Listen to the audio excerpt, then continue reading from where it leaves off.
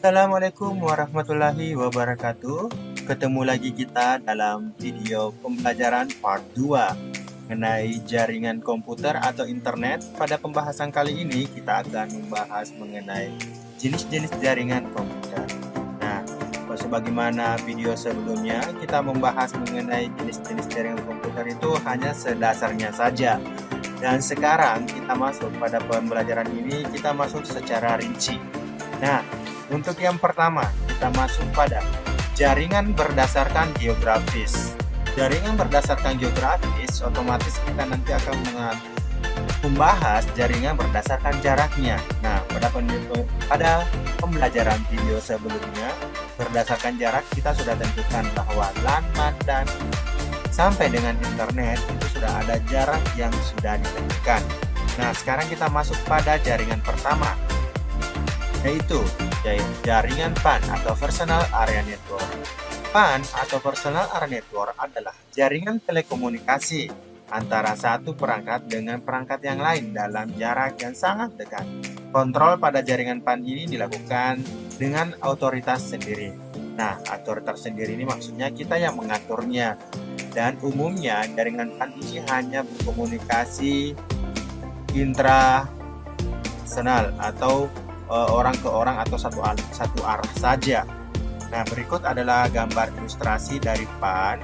Nah, seperti gambar ini, laptop ini merupakan user 1 dan headset, HP, laptop, mouse, printer, dan yang lainnya ini merupakan user kedua atau user selanjutnya, yang mana dia hanya bisa berkomunikasi via Bluetooth. Dia menggunakan Bluetooth. Nah, yang Bluetooth itu tidak semerta-merta semuanya langsung koneksi, akan tetapi satu persatu. Jadi ilustrasi gambar PAN ini bisa berkomunikasi antar laptop ke headset, laptop ke HP, laptop ke laptop, laptop ke mouse, laptop ke printer dengan menggunakan jaringan pengantarnya, yaitu penghubungnya itu adalah Bluetooth. Seperti itu untuk jaringan PAN. Selanjutnya kita masuk pada karakteristik jaringan PAN. Karakteristik jaringan PAN itu ada 5, seperti yang ditampilkan pada layar. Pertama, kontrol dilakukan dengan otoritas pribadi. Data yang ditransmisikan bersifat khas atau personal. Nah, untuk poin 1 dan 2 ini, maksudnya adalah karena digunakan hanya untuk kepentingan pribadi. Dan karakteristik ketiga merupakan titik akses ke berbagai perangkat pribadi. Seperti yang dicontohkan tadi pada ilustrasi, ini yang poin ketiga. Seperti yang bisa melakukan titik akses yaitu seperti telepon, ponsel, komputer, laptop, televisi, dan sistem keamanan rumah berbasis komunikasi data personal maupun perangkat komunikasi publik seperti internet. Nah, karakteristik keempat, jangkauan PAN hanya beberapa meter saja. Nah, paling maksimal biasanya PAN itu adalah 15 meter untuk penggunaan Bluetooth jangkauan jaraknya. Kemudian, karakteristik kelima ada teknologi protokol yang digunakan antara lain adalah wireless, aplikasi protokol atau WAP, Wi-Fi, infrared, Bluetooth, dan lain-lain. Ini adalah semua yang bisa digunakan untuk penghubung jarak jaringan PAN. Selanjutnya, untuk PAN kita masuk pada kelebihan PAN. Kelebihan PAN itu jaringannya lebih dekat, data atau informasi yang diterima bersifat pribadi, komunikasi lebih praktis tanpa terganggu dengan pengguna lainnya, dapat menukar data berbentuk file, audio, dan video tanpa memakai kabel. Nah, PAN ini diperuntukkan biasanya seperti Bluetooth, yaitu menggunakan nirkabel. Jadi contoh PAN, salah satu contoh jaringan ini, nirkabel itu PAN yang tepatnya. Selanjutnya, ada kelebihan pasti ada kekurangan. Meskipun ada kekurangan dari PAN, yaitu tidak dapat melakukan komunikasi dengan banyak lokasi yang jauh. Artinya kalau sudah melewati dari 15 meter itu, kualitas jaringan PAN menjadi menurun atau bahkan hilang. Nah, yang kedua tergantung pada sinyal. Oke. Kemudian tidak dapat mengirim file sekaligus. Artinya PAN ini tidak bisa melakukan multitasking atau multiprocessing karena sifatnya hanya satu. sifatnya terbatas, areanya luasnya terbatas. Artinya kalau kita mengirim foto dan musik, maka dia akan melakukan secara data entry. File yang satu selesai, maka lanjut ke file berikutnya. Oke, tidak bisa sekaligus langsung terkirim audionya, terkirim juga. Kemudian selanjutnya ada luas area terbatas. Luas area terbatas artinya dia sempit, tidak bisa secara jauh. Kalau keluar dari jarak yang ditentukan, maka jaringan PAN tidak akan berfungsi maksimal. Nah, itu adalah kekurangan PAN. Selanjutnya kita masuk ke LAN, Local Area Network. Sebagaimana yang saya sampaikan pada pekan lalu, LAN itu adalah kumpulan dari beberapa komputer yang saling terhubung satu sama lain. Nah, hampir sama dengan penjelasan ini. LAN atau Local Area Network merupakan suatu jaringan yang hanya mencakup wilayah lokal. Artinya wilayah lokal itu di tempat itu sendiri. Nah, mungkin satu ruangan itu jaringan LAN. Jadi, maksudnya adalah jaringan ini untuk hanya mencakup wilayah kecil atau lokal. Misalnya seperti yang saya sebutkan tadi adalah ruangan atau ruangan komputer tergedung dan oke. Adapun ilustrasi gambar LAN adalah seperti ini. LAN, untuk membuat sebuah jaringan LAN dibutuhkan yang namanya hub, atau juga bisa disimpan di sini adalah server. Hub adalah penghubung, karena komputer hanya menyediakan satu port saja untuk berkomunikasi. Nah, bagaimana caranya berkomunikasi dengan yang lain? Kita menggunakan hub yang memiliki port yang banyak. Jadi setiap komputer-komputer pada ruangan-ruangan tertentu ini terhubung dengan hub, sehingga setiap komputer ini bisa berkomunikasi satu sama lain. Nah, kita lihat ilustrasi dari sini. LAN biasanya digunakan dalam sebuah perkantoran yang dikelola oleh pemilik jaringan. Penggunanya tidak terlalu banyak, jaringan ini cocok untuk diterapkan dalam lingkup perkantoran saja. Biasanya jaringan LAN ini digunakan di sebuah warnet dengan manfaat topologi start, komputer klien dapat terhubung ke server. Nah, kelebihan jaringan LAN ini ya aksesnya cepat, karena kan kita hanya menggunakan yang berada di dalam anggota jaringan itu sendiri.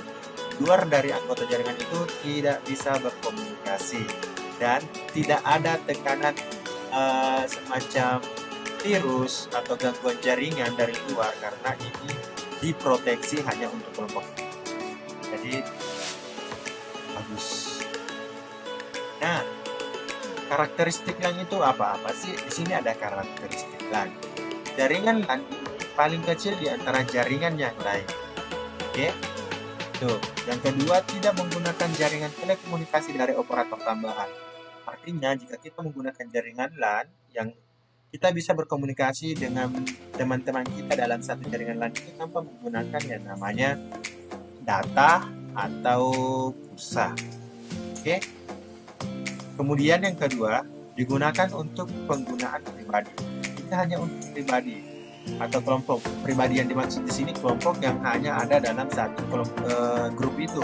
Selain dari yang di luar dari grup itu, maka tidak dapat mengaksesnya. Yang terakhir adalah administrasinya dilakukan melalui administrator lokal. Nah, administrator lokal itu adalah mungkin kita sendiri atau teman kita. Oke. Selanjutnya kita masuk ke perangkat jaringan LAN. Nah, apa sih perangkat jaringan LAN? Nah, ini ada beberapa perangkat jaringan LAN yang bisa kalian gunakan. Yang pertama router, kedua switch, yang ketiga hub, yang keempat bridge, yang kelima repeater. Kemudian selanjutnya ada interface card atau mid card. Nah, yang terakhir adalah kabel UTP atau kabel RGB.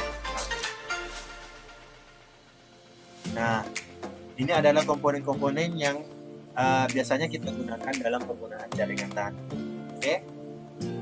Selanjutnya kita masuk ke kelebihan jaringan LAN. Kelebihan jaringan LAN itu ada 5 poin. Yang pertama, lebih irit dalam pengeluaran biaya operasional. Tidak banyak penggunaan kabel.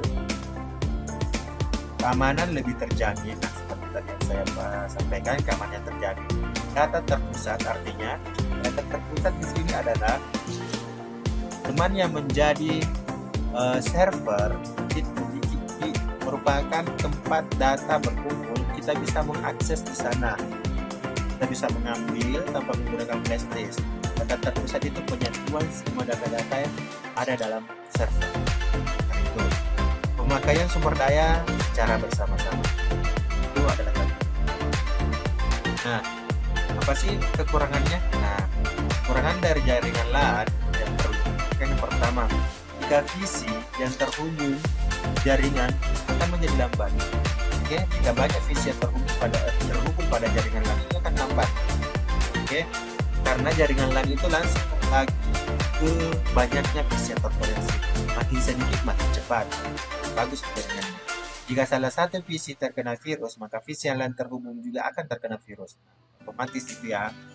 Karena seumpama perangkat saya bervirus dan saya terkoneksi dengan jaringan itu, otomatis kan komunikasinya bisa secara langsung tanpa ada pengendalian dari operator atau dari pengguna user. Nah, jadi hati-hati penggunaan virusnya. Kemudian perlu pengendalian pemakaian software. Perlu pengendali pemakaian software. Artinya, nah di sini pemakaian software yang dimaksud adalah bagaimana jaringan kita itu tetap stabil, supaya kan teman kita tidak ada yang menggunakan software tambahan. Oke. Selanjutnya, software harus dirancang secara multi-user. Artinya multi-user itu software itu, aplikasi itu harus di-setting untuk digunakan secara banyak. Nah, seperti printer kita koneksikan dengan jaringan LAN, usahakan pengaturan jaringan pada printer itu dilakukan secara multi-user, artinya bisa digunakan oleh orang. Oke. Kemudian selanjutnya yang kelima, ada kemungkinan password ditulis oleh user yang tidak memiliki akses. Jadi hati-hati jika menggunakan jaringan LAN, memungkinkan teman Anda bisa memasuki laptop Anda, operasi laptop Anda tanpa meminta password. Okay? Ya, kalau kalian melakukan akses full terhadap jaringan Anda. Selanjutnya, kasih jalan depan sama LAN, kita masuk ke MAN. Bagaimana penjelasan pekan lalu, MAN adalah kumpulan dari beberapa top jaringan LAN yang membentuk jaringan MAN. Hampir serupa dengan penjelasan berikut. MAN atau sering disebut Metropolitan Area Network adalah jaringan komputer yang mencakup wilayah yang luas. Maksudnya, wilayah yang luas ini seperti cakupan antar kota. MAN digunakan karena kecepatan transfer datanya yang paling cepat. Nah, untuk membuat jaringan MAN, biasanya memerlukan operator telekomunikasi sebagai penghubung antar jaringan komputer. Nah, kalau LAN tadi tidak membutuhkan operator telekomunikasi, kalau MAN ini membutuhkan operator telekomunikasi untuk menghubungkan ke jarak yang agak lebih jauh lagi daripada LAN. Nah, biasanya ini katanya di sini adalah antar kota. Mungkin untuk contohnya di sini adalah antar kabupaten ke kabupaten lain, kota ke kota lain. Nah, operator telekomunikasi apa yang dipakai? Nah, seperti yang dijelaskan kemarin, yaitu kita pasti menggunakan salah satunya penyedia jasa layanan internet, mungkin Telkomsel, Excel, dan provider lainnya. Oke, itu contoh-contohnya. Nah, selanjutnya kita masuk ke ilustrasinya. Nah, ini adalah ilustrasi jaringan MAN. Ini adalah satu data. Ini umpama kota A, ini kota B, kota C, ini kota D. Nah, ini berkomunikasi menggunakan jaringan telekomunikasi. Mereka bisa berkomunikasi timbal balik jika menggunakan yang namanya penghubung operator telekomunikasi. Nah, di kota A, kota B, ini komunikasi disebut jaringan MAN. Oke. Nah, karakteristik jaringan MAN ada 5. Yang pertama, meliputi area yang sangat luas, mulai dari 5 sampai 5 km. Sangat luas ya. MAN. Nah, yang kedua, MAN umumnya tidak dimiliki oleh satu organisasi. Maksudnya itu MAN umumnya hanya dimiliki penyedia layanan jaringan yang menjual pelayanan kepada pelanggan. Nah, itu bedanya dengan LAN. Kalau LAN itu kelompok personal, kalau MAN itu harus memiliki jaringan yang komersial. Oke, yang selanjutnya, MAN sering bertindak sebagai jaringan kecepatan tinggi untuk memungkinkan sumber daya daerah. MAN berukuran lebih besar dan biasanya memakai teknologi seperti jaringan LAN. MAN memiliki sebuah atau dua buah kabel dan tidak memiliki elemen switch yang berfungsi untuk mengatur paket-paket melalui beberapa output kabel. Nah, ini adalah kelima karakteristik dari jaringan MAN. Dan selanjutnya, perangkat jaringan MAN. Nah, perangkat jaringan MAN hampir sama dengan LAN. Pertama, router. Untuk apa? Untuk melakukan proses routing dalam jaringan MAN. Switch. Nah, untuk apa switch? Untuk menghubungkan perangkat yang berbeda. Oke. Kemudian rasio atau radio frekuensi.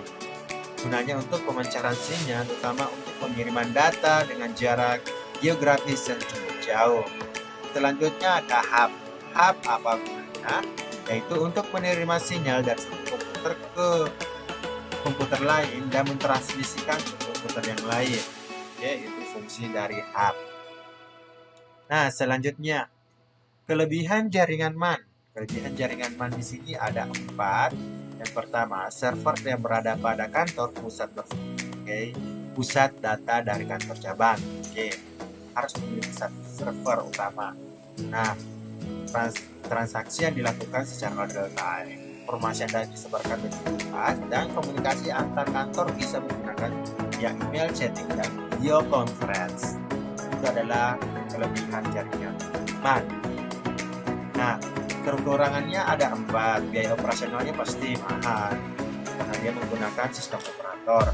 Instalasi infrastruktur yang tidak mudah. Ini rumit. Nah, memiliki jarak yang jauh. Jika terjadi troubleshoot, akan rumit untuk mengatasinya. Kenapa rumit mengatasinya jika ada troubleshoot? Karena kan ini jaringannya cukup padat, banyak, sehingga untuk mendeteksi itu cukup sulit. Kemudian terakhir dapat menjadi target untuk hacker yang digunakan untuk pribadi. Artinya ini bisa kemungkinan dapat menjadi target hacker karena ini penggunaannya banyak dan tidak secara pribadi. Beratnya umum lah, ya orang bisa melakukan hack. Nah, ini adalah contoh jaringan MAN. Contoh jaringan MAN itu seperti ini gambarnya. Contohnya adalah jaringan bank. Nah, bank 1, bank 2, bank 3, bank 4, bank 5 ini berkomunikasi dalam satu kabupaten. Ada bank Parang, ada bank Lambakan, ada bank Pagajene, bank Woloci, bank Konasa. Ini berkomunikasi dalam satu area kabupaten menjadi suatu jaringan MAN. Dan jaringan internet antar gedung dan kampus. Nah, berbicara mengenai internet gedung kampus yang besar, kita kembali CAN, Campus Area Network. Campus Area Network ini hampir sama dengan MAN. Kita lihat penjelasannya. Campus Area Network adalah sebuah jaringan kampus yang mencakup beberapa LAN, tapi lebih kecil dari jaringan area metropolitan network atau MAN. Jaringan CAN hampir sama dengan jaringan MAN, cuma cakupannya lebih kecil dan diperuntukkan untuk kampus atau universitas dalam lingkup pendidikan. Itu untuk CAN. Ya hanya dalam bentuk kecil saja, lingkup yang kecil. Nah, selanjutnya kita masuk ke WAN atau Wide Area Network. Nah, What and One itu kemarin penjelasannya pekan lalu adalah kumpulan dari beberapa jaringan MAN yang terkoneksi menjadi satu, disebut topologi, disebut jaringan WAN. Nah, kita lihat lagi penjelasannya seperti ini. WAN atau Wide Area Network merupakan jaringan komputer yang paling luas di antara jaringan LAN dan WAN. WAN cakupan mencakup antar negara, benua. Jaringan WAN terhubung menggunakan kabel fiber optik dan menanamkan ke dalam tanah maupun di jalur bawah laut. Nah, seperti itu ya, jaringan WAN itu mencakup lebih luas lagi dibanding dengan tiga sebelumnya. Karena jaraknya pekan lalu sudah ada jaraknya untuk WAN. Nah, berikut ilustrasinya. Ini ilustrasinya. LAN. Nah, kenapa menggunakan LAN? Ini merupakan jaringan LAN. Jika dikumpulkan nanti menjadi MAN. Nah, ini bersatu menjadi satu sehingga disebut jaringan WAN. Wide Area Network Optical System.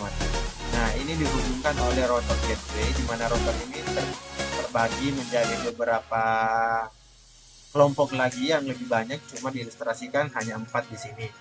Nah, jika semua kelompok ini berkomunikasi menjadi satu, maka akan membentuk sebuah jaringan yang disebut jaringan WAN. Adapun karakteristik jaringan WAN ada 5, bisa dibaca dengan seksama. Silahkan perhatikan. Ini adalah karakteristik jaringan WAN. Kalau sudah dibaca, kita pindah. Nah, perangkat jaringan WAN hampir sama dengan yang lain. Cuma yang membedakan perangkat jaringan WAN dengan yang lain yaitu hanya lasernya, CSU dan SU atau Channel Server Unit dan Data Server Unit. Ini dua yang membedakan dengan jaringan sebelumnya. Karena kan multiplexer dan CSU ini dibutuhkan untuk transmisi data yang lebih lagi. Nah, kelebihan WAN pasti banyak. Nah, untuk banyaknya kelebihan WAN ini bisa diperhatikan pada layar, pada video tersebut. Bisa saya bacakan karena banyak. Dan kalau cukup saya pindahkan. Kekurangan WAN ada 3. Biaya operasionalnya mahal pasti. Kemudian rentang terhadap masalah keamanan data. Nah, betul. Ini hampir sama dengan jaringan MAN. Itu keamanan datanya rentan terhadap masalah. Dikarenakan ini penggunaannya secara umum, jadi hacker dapat memasuki menerobos keamanan data yang ada di dalamnya. Beda dengan LAN, itu susah untuk diterobos oleh hacker karena penggunaannya hanya lokal dan kelompok itu saja dan tidak bisa dimasuki oleh orang lain jika tidak tergolong dalam kelompok. Itu ya. Kemudian kekurangan selanjutnya itu memiliki tingkat kerumitan dan kesulitan tinggi dalam hal pengukuran. Ya otomatis dikarenakan jaraknya jauh, penggunaannya banyak, itu pasti akan merumitkan dalam pengoperasiannya dan pengukurannya. Nah, ini contoh ilustrasinya WAN. Nah, contoh WAN itu tadi hampir seperti yang sebelumnya ini.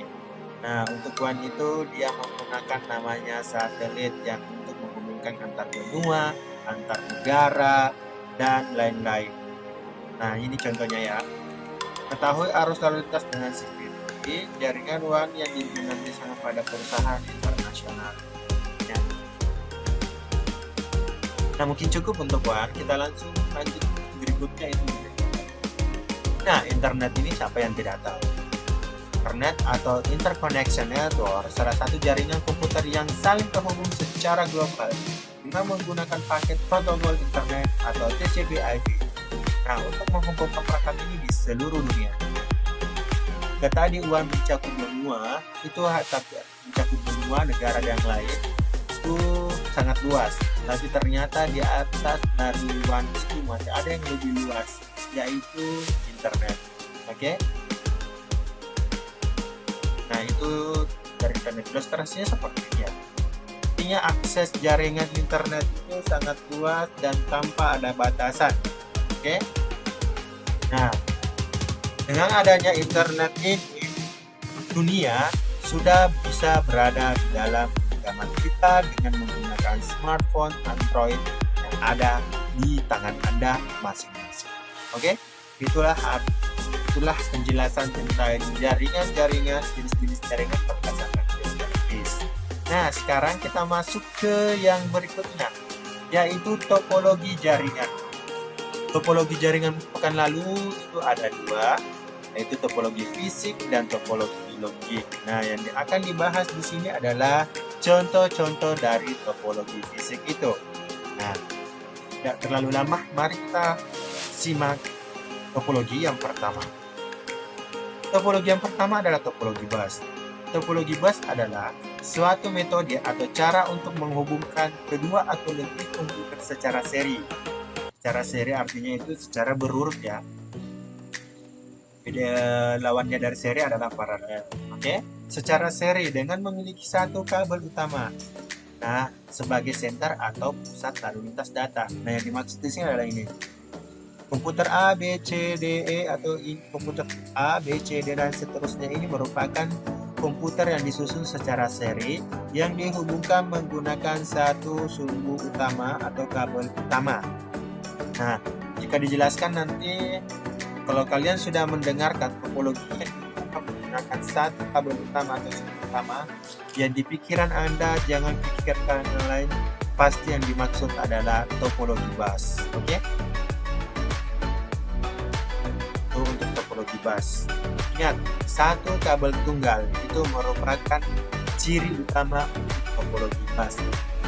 Untuk mengetahui kenapa dimaksud topologi bus, ini mengilustrasikan dari sebuah bus. Bus itu kan susunannya seperti ini. Ada kiri, kanan, kiri, kanan, kiri, kanan, kiri, kanan yang dihubungkan menggunakan satu jalur tengahnya itu, jalur aksesnya istilahnya. Oke? Ya, itulah topologi bus. Selanjutnya, masuk ke topologi star. Topologi star atau topologi bintang. Nah, kita bisa lihat definisinya.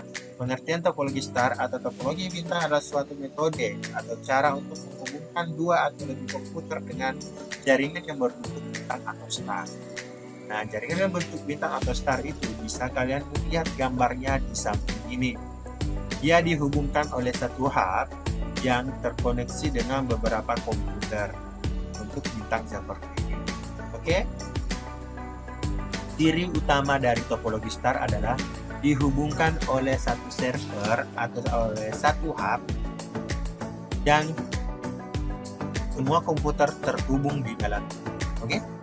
Itu adalah kunci ciri utama dari star, terhubung dalam satu server yang sama. Selanjutnya kita masuk ke topologi ring. Topologi ring ini adalah topologi yang berbentuk lingkaran. Beda dengan star tadi, dia dihubungkan oleh satu hub atau satu server. Kalau ring ini berbentuk lingkaran. Nah, kita lihat definisinya. Topologi cincin adalah suatu aturan skema, konsep atau cara yang digunakan dalam menghubungkan satu komputer dengan komputer lain, di mana rangkaian yang membentuk titik yang masing-masing titik terhubung dengan dua titik lainnya ke satu jaringan. Oke, artinya jaringan titik tersebut itu mulai dari A dan terkoneksi ke B dan terkoneksi dari B ke C, C ke D, kemudian kembali lagi B ke A. Ini terhubung satu sama lain tanpa terputus.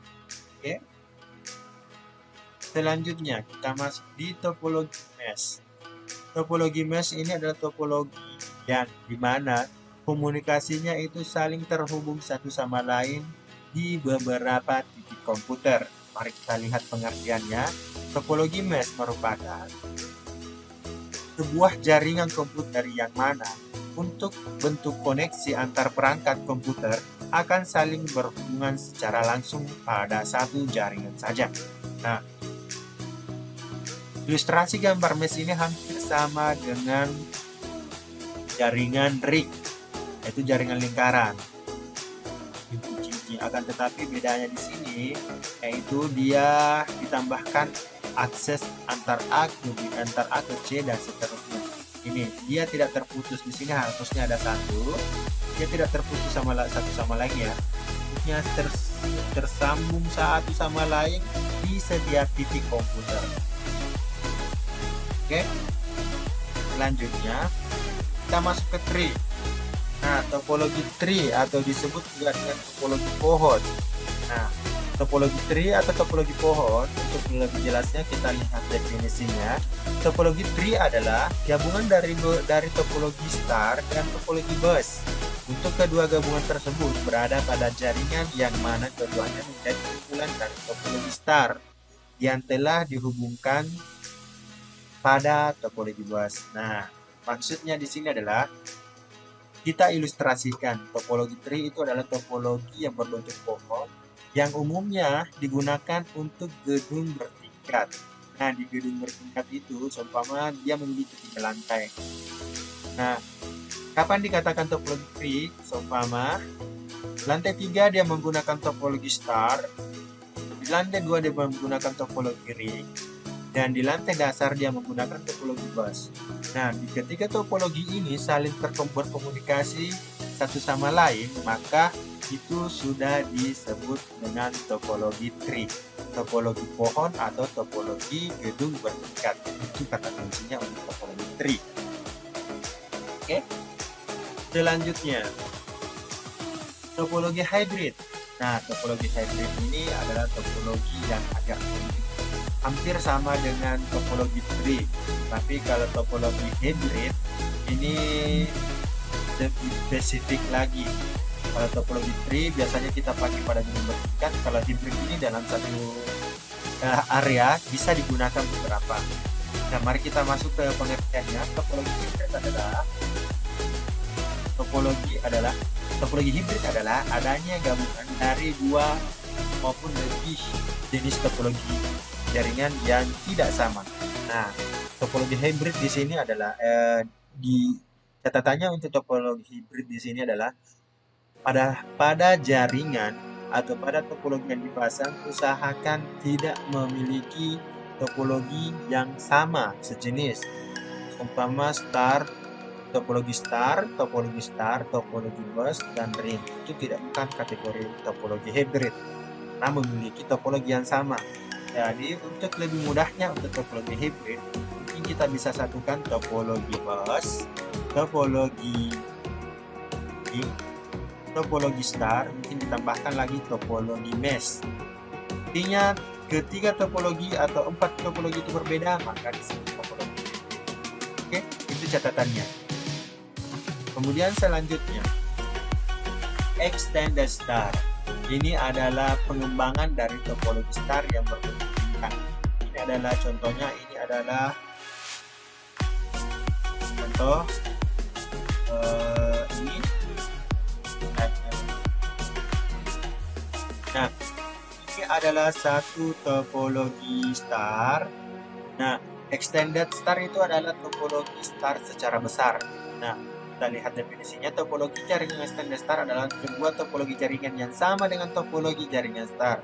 Akan tetapi topologi jaringan extended star memiliki banyak repeater dalam satu node pusat sehingga jangkauannya lebih panjang dibanding dengan topologi jaringan star yang pasti. Oke. Nah, kunci untuk topologi extended star ini adalah semua topologi yang ada di dalamnya harus kategori topologi star. Jika menggunakan topologi lain, maka tidak bisa dikategorikan topologi star. Harus star semua, harus bintang semua. Tidak boleh di sini ada bus, di sini ring, namanya beda. Oke, extended star. Jadi untuk kata kunci dari ketiga topologi besar ini, dari topologi tree, hybrid, dan star. Untuk topologi tree, kalau kalian melihat gedung bertingkat atau susunannya bertingkat seperti pohon atau gedung bertingkat dan memiliki topologi yang memiliki topologi yang banyak dan ada topologi yang sama di dalamnya, itu pasti topologi tree. Dan topologi hybrid itu memiliki banyak topologi tapi harus berbeda-beda jenisnya. Kapan sama dia bukan topologi hybrid. Nah, beda lagi dengan extended star. Nah, kalau extended star adalah topologi yang lebih dari satu topologi star, satu atau dua atau tiga, itu sudah kategori adalah extended star. Oke, untuk penjelasannya mungkin sampai di situ. Lebih dan kurangnya mohon dimaafkan. Lebih kata-katanya ada yang kurang, mungkin penjelasannya tidak terlalu jelas atau terlalu cepat. Mohon maaf. Jadi kita ketemu lagi dalam video pembelajaran part 3, yaitu mengenai perangkat-perangkat keras jaringan komputer. Terima kasih atas perhatiannya. Wabillahi taufiq wal hidayah. Wassalamualaikum warahmatullahi wabarakatuh.